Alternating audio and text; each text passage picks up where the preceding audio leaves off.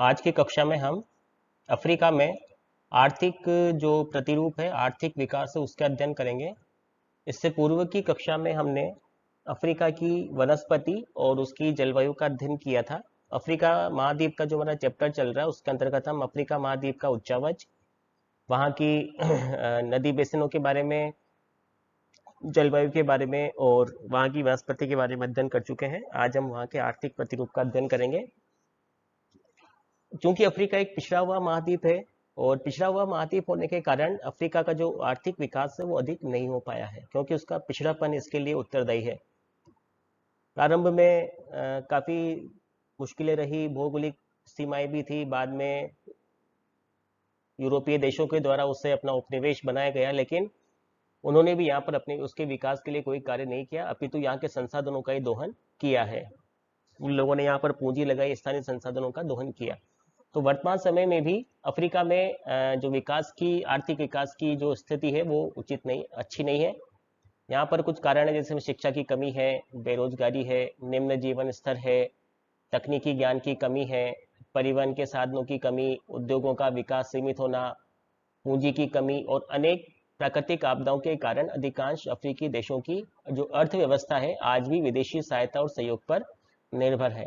तो यहाँ पर एक प्रश्न बनता है कि अफ्रीका में निम्न आर्थिक विकास के क्या कारण है। तो अफ्रीका के जो निम्न आर्थिक विकास के जो कारण है वो यहाँ पर स्पष्ट हमें स्पष्ट होते हैं। यहाँ पर हम देख सकते हैं कि ये जो कारण है निम्न आर्थिक विकास के,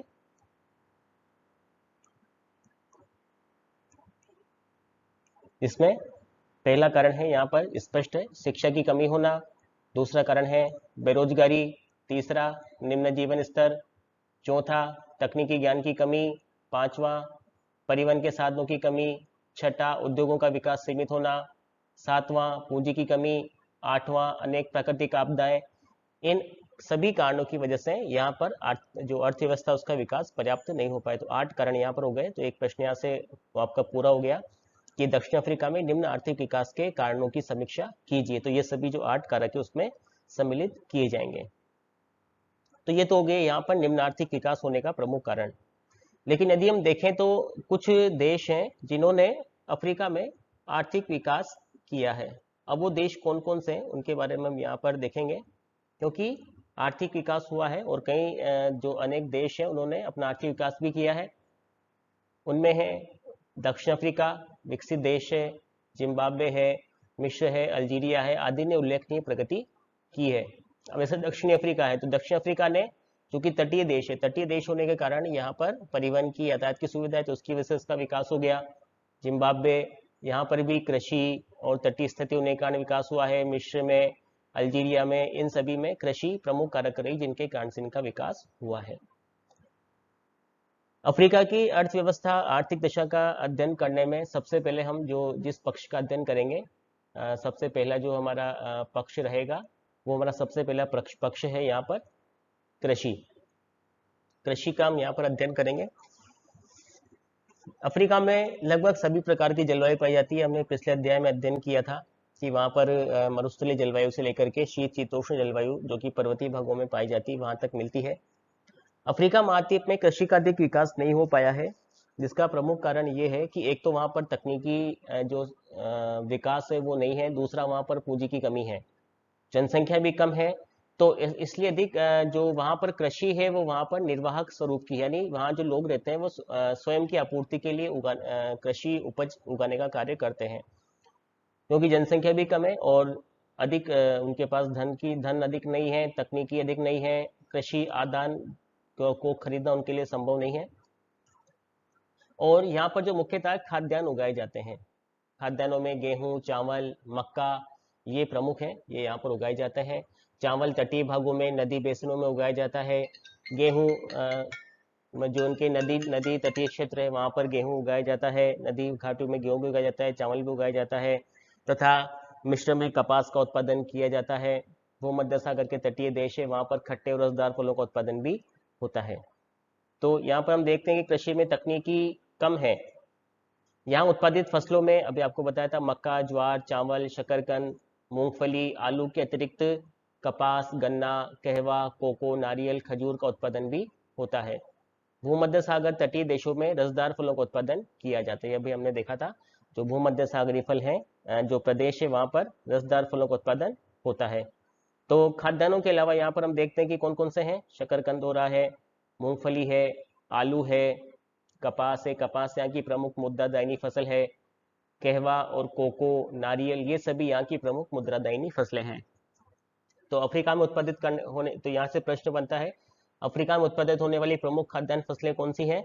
खाद्यान्न फसलों में गेहूं, मक्का, ज्वार, चावल प्रमुख खाद्यान्न फसलें हो गई। अफ्रीका में उत्पादित होने वाली प्रमुख मुद्रादायनी फसलें कौन सी है? कपास है, गन्ना है, कहवा है, कोको है, नारियल है, ये सभी उत्पादित की जाने वाली प्रमुख मुद्रादायनी फसलें हैं। भूमध्य सागरीय फसलें कौन कौन सी है? रसदार फलों की, रसदार फलों जितनी भी है, जैसे अंगूर है, अंजीर है, जैतून है, ये सभी जो फसलें हैं वो भूमध्य सागरीय क्षेत्र में उत्पन्न की जाने वाली फसलें हैं, जो कि खट्टे और रसदार फलों के रूप में देखने को मिलती है। अब हम सबसे पहले खाद्यान्नों के बारे में अध्ययन करना शुरू करेंगे। सबसे पहले खाद्यान्नों में हम अध्ययन करेंगे मक्का का। मक्का अफ्रीका की प्रमुख खाद्यान्न फसल है, खाद्यान्न फसल है प्रमुख, क्योंकि यहाँ पर अधिकांश जो भाग है वो पठारी है और अधिकांश भागों में उपोष्ण जलवायु, उष्ण उपोष्ण जलवायु पाई जाती है। भूमध्य रेखीय भागों में वहां पर कृषि कार्य करना संभव नहीं है क्योंकि दुर्गम क्षेत्र है। तो मक्का यहाँ की प्रमुख फसल है। मक्का यहाँ पर अनेक देशों में होती है, दक्षिण अफ्रीका में, नाइजीरिया में, मिस्र में, इथोपिया में, कीनिया में, जिम्बाब्वे में, न केवल इन देशों में बल्कि अफ्रीका के समस्त भागों में मक्का का उत्पादन किया जाता है। दक्षिण अफ्रीका चूंकि एक तटीय देश है, तटीय देश होने के कारण यहाँ से मक्का का निर्यात भी किया जाता है। इसी प्रकार से मिस्र में नील नदी घाटी में भी मक्का की जो कृषि है विस्तृत क्षेत्रों में की जाती है। तो यहाँ पर हम देखते हैं कि जो मिस्र है वहां पर नील नदी की घाटी के क्षेत्रों में मक्का की कृषि विस्तृत रूप से होती है। तो मक्का यहाँ की एक प्रमुख फसल है, जो कि दक्षिण अफ्रीका, नाइजीरिया, मिस्र, इथोपिया, कीनिया, जिम्बाब्वे, ये देश तो प्रमुख उत्पादक हैं ही। इनके अलावा संपूर्ण अफ्रीका के जो पठारी और उष्ण उपोष्ण जलवायु वाले क्षेत्र है वहां पर मक्का की कृषि की जाती है। मिस्र में भी नदी घाटियों में मक्का की कृषि होती है। अब हम आते हैं चावल पर। चावल विश्व का प्रमुख खाद्यान्न है, ये हम सभी जानते हैं। जहां पर भी जनसंख्या अधिक पाई जाती है वहां पर चावल उगाया जाता है। चावल उगाने के कई तरीके हैं, खेतों में पानी भरकर भी उगाया जाता है, बिखेर कर भी चावल उगाया जाता है और बोकर भी चावल उगाया जाता है। तो कई प्रकार की चावल उत्पादन करने की विधियां हैं। तो यहाँ पर जो भूमध्य सागरीय क्षेत्र है उनके आसपास चावल उगाया जाता है। भूमध्य सागरीय क्षेत्रों के आसपास समुद्र तटीय भागों में और जो यहाँ के नदी घाटियां हैं वहां पर चावल उत्पादन का कार्य किया जाता है। जैसे नील नदी की घाटी, तो नील नदी की घाटी में चावल उत्पादन होता है। इसी प्रकार से मेडागास्कर, दक्षिण अफ्रीका, पहाड़ी ढालों पर भी जो बिखेर कर जो सीढ़ी नुमा खेत है उनमें भी चावल उगाने का कार्य किया जाता है। डेल्टाई प्रदेशों में जिसमें नील नदी की घाटी है, जेम्बेजी नदी की, नाइजर नदी की, इन प्रमुख नदी की जो घाटियां हैं वहां पर चावल उगाने का कार्य किया जाता है। तो चावल के उत्पादन में अफ्रीका का एक महत्वपूर्ण स्थान है। मिस्र एवं जो मेडागास्कर है इसके सहित अफ्रीका महाद्वीप के दो बड़े चावल उत्पादक क्षेत्र हैं। पहला तो हो गया आपका कौन सा? मिस्र, और दूसरा हो गया मेडागास्कर। मिस्र और मेडागास्कर जो क्षेत्र है वो यहाँ पर प्रमुख चावल उत्पादक क्षेत्रों में गिने जाते हैं। मिस्र में जो चावल उत्पादन है वो उसके दो कारण हैं। पहला तो है यहाँ पर सिंचाई की सुविधा है, नहरों से सिंचाई होती है, बांध, नील नदी पर जो बांध बनाया गया है, आसवान बांध, उससे। और दूसरा यहाँ डेल्टाई क्षेत्र है, भूमध्य सागर के जो मुहाना है नील नदी का, वहां पर डेल्टाई प्रदेशों में चावल का उत्पादन कार्य किया जाता है। तो नील नदी की घाटी में और जिसका जो मुहाना है डेल्टाई प्रदेश है वहां पर चावल उगाया जाता है। मिस्र का विश्व के चावल उत्पादक क्षेत्रों में प्रमुख स्थान है, विश्व में 14वां स्थान है चावल उत्पादन का। इसी प्रकार से मेडागास्कर के समुद्र तटीय भागों में तथा पहाड़ी ढालों में भी चावल का उत्पादन किया जाता है। तो मेडागास्कर और मिस्र दो बड़े प्रमुख उत्पादक क्षेत्र हैं, यहाँ पर स्पष्ट हो रहा है। मेडागास्कर और मिस्र दो बड़े चावल उत्पादक क्षेत्र हैं।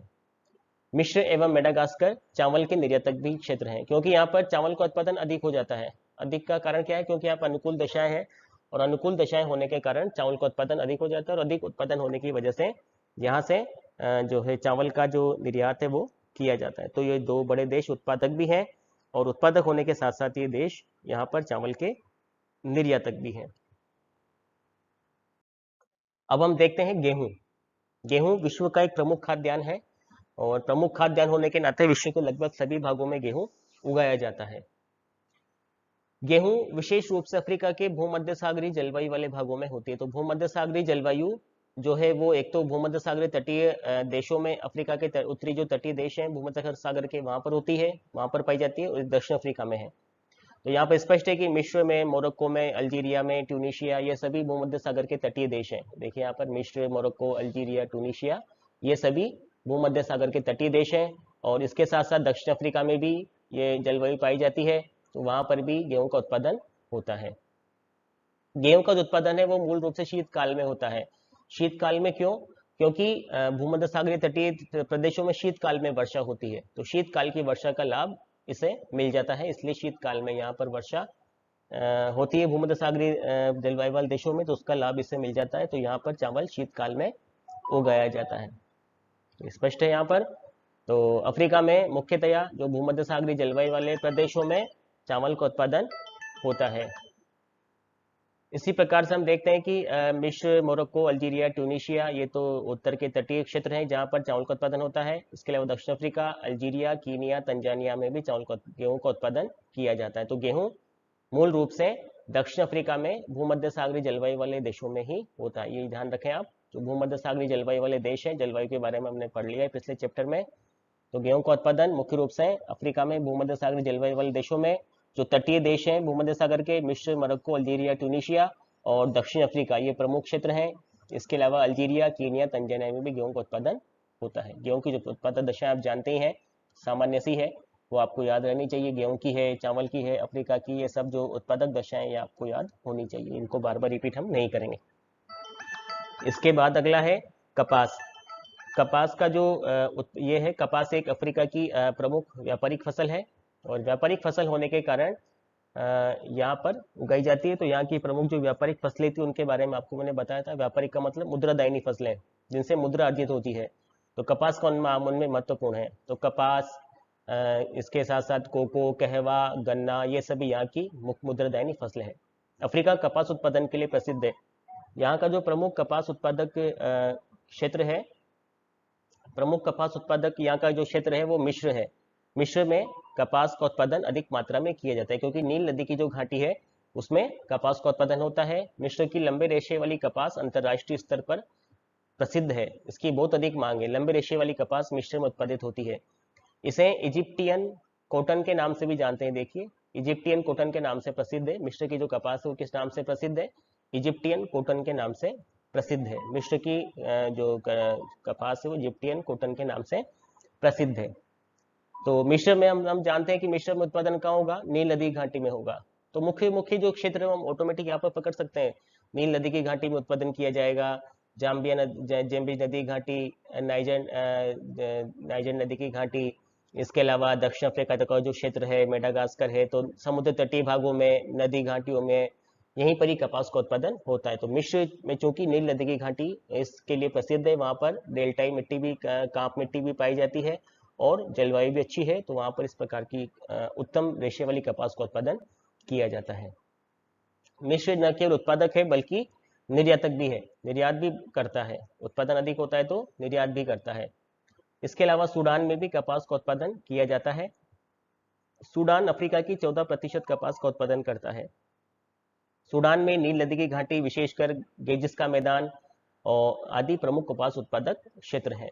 तो मिस्र और सूडान दो प्रमुख उत्पादक क्षेत्र हो गए यहाँ पर। एक तो आपका हो गया मिस्र और एक आपका हो गया सूडान। ये दोनों प्रमुख कपास उत्पादक क्षेत्र हैं अफ्रीका के।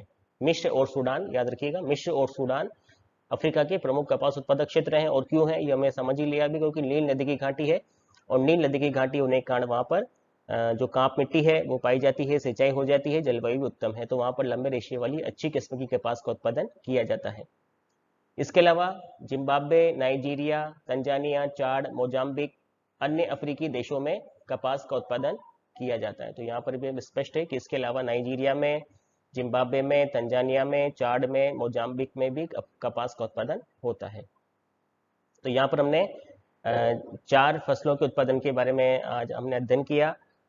सबसे पहले हमने पढ़ा मक्का के बारे में, फिर हमने चावल के उत्पादन के बारे में, फिर गेहूं के उत्पादन के बारे में और कपास के उत्पादन के बारे में अध्ययन किया। गेहूं, मक्का और चावल खाद्यान्न फसलों के अंतर्गत आते हैं अफ्रीका में, और सामान्य तौर पर भी खाद्यान्न में ही आते हैं। तो यदि प्रश्न पूछा जाए कि अफ्रीका की प्रमुख खाद्यान्न फसलों का वर्णन कीजिए, तो आप उसमें गेहूं, चावल और मक्का का वर्णन कर देंगे। और प्रमुख मुद्रादायनी फसलों के बारे में पूछा जाए तो वहां पर आप कपास, गन्ना, कहवा, कोको आदि का वहां पर वर्णन किया जाएगा। अब कुछ आपके लिए अभ्यास प्रश्न भी हैं। पहला अभ्यास प्रश्न आपके लिए है, ये आपको अपने रजिस्टर में जो भी आपके नोटबुक उसमें करने हैं। पहला तो यह है कि अफ्रीका का मानचित्र बनाकर वहां उत्पादित की जाने वाली प्रमुख खाद्यान्न फसलों के उत्पादक क्षेत्रों को प्रदर्शित कीजिए। ठीक है, तो आपको क्या करना है, अफ्रीका का एक मानचित्र बनाना है और देश आपको मैंने बता ही दिए कौन कौन से देशों में कौन कौन सा खाद्यान्न उत्पादन होना है। तो उनको आप वहां पर प्रदर्शित करेंगे कि किस किस स्थान पर कौन कौन सा खाद्यान्न उत्पादन किया जाता है। तो उसके लिए आप क्या करेंगे, विशेष चिन्ह बना ले, जैसे ये चिन्ह गेहूं के लिए हो गया, ये चिन्ह हो गया आपके चावल के लिए, और ये चिन्ह हो गया मक्का के लिए। तो जहां जहां पर भी गेहूं उत्पादन होता है वहां पर ये चिन्ह बना देंगे, जहां जहां पर भी मक्का उत्पादन होता है वहां पर ये चिन्ह बना देंगे, और जहां जहां पर भी चावल होता है वहां पर ये चिन्ह आप बना देंगे। देश आपको मैंने बता ही दिए। तो इस पद्धति से आप अफ्रीका का मानचित्र बना करके वहां पर प्रमुख फसलों के उत्पादक क्षेत्रों का वर्णन करेंगे, क्योंकि मानचित्र काफी आवश्यक है। मानचित्र प्रत्येक आपको क्वेश्चन में बनाना है। यहाँ पर व्यवहारिक तौर पर संभव नहीं था, मैं आपको मानचित्र में भी प्रदर्शित करके इनको दिखाऊंगा। दूसरा जो आपको प्रश्न करना है वो अफ्रीका में गेहूं तथा चावल के उत्पादन प्रतिरूप उत्पादक क्षेत्रों का वर्णन कीजिए। तो ये खाद्यान्न फसलों का प्रश्न है क्योंकि महत्वपूर्ण है, तो ये प्रश्न परीक्षा में भी पूछा जा सकता है। अफ्रीका में गेहूं और चावल के उत्पादन प्रतिरूप, तो यहाँ पर आपको क्या करना है, पहले तो गेहूं और चावल की उत्पादन दशाएं बतानी है अलग अलग, और अफ्रीका में कहाँ कहाँ पर उगाए जाते हैं उनके बारे में वर्णन करना है। तो ये वर्णन भी आपको मानचित्र सहित करना है, मानचित्र सहित ये वर्णन आपको यहाँ पर प्रदर्शित करना है। मानचित्र, प्रादेशिक भूगोल जब हम पढ़ेंगे तो वहां पर मानचित्र आवश्यक है, बिना मानचित्र के आपको कोई भी प्रश्न नहीं करना है, मानचित्र अवश्य बनाना। दोनों प्रश्न आप अपने रजिस्टर में कर लें, ये आपका असाइनमेंट है। आज हम इतना ही पढ़ेंगे। आपके कोई क्वेश्चंस हो तो आप उन्हें यूट्यूब के चैट बॉक्स में लिख सकते हैं। Thank you students.